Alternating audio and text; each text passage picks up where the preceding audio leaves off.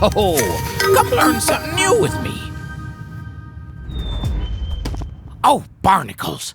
That looks worse than a squid sneeze. Whoa, Petey, that's not a stamp. That's an ink puddle with ambitions. I need a real stamp, Gearlock. Well, you got it, Captain Smudge Fingers. Scanning for help. You need it before that ink blob gains sentience. Found 'em. GOH Hewitt Co. Limited. Welcome to Hewitt's. Founded in the 1880s by George Henry Hewitt. Started with vulcanized rubber stamps back in 1879. They moved west during the Klondike Gold Rush. Aye, very interesting.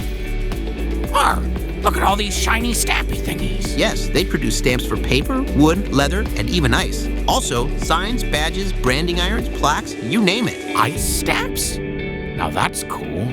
Literally. Hi there, can I give you a hand with anything? Oh, I need a proper pirate stamp for branding purposes. Oh, ask for a traditional Huco red rubber stamp, hardwood mount. It's got more of an old school pirate vibe. Aye, what the robot said.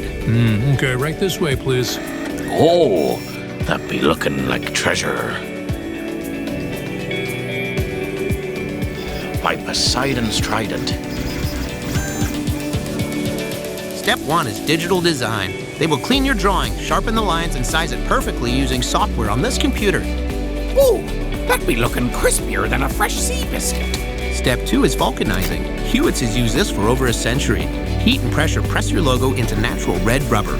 Oh, it's like me logos risen from the deep. Next is decontamination. Once those lasers have finished precision cutting your logo, the rubber is covered in soot and debris.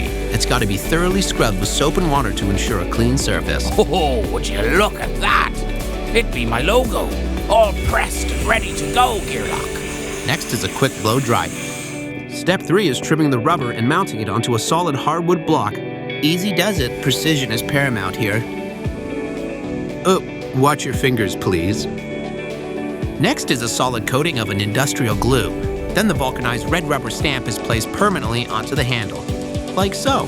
Selecting the right ink is the difference between a legendary mark and a messy disaster.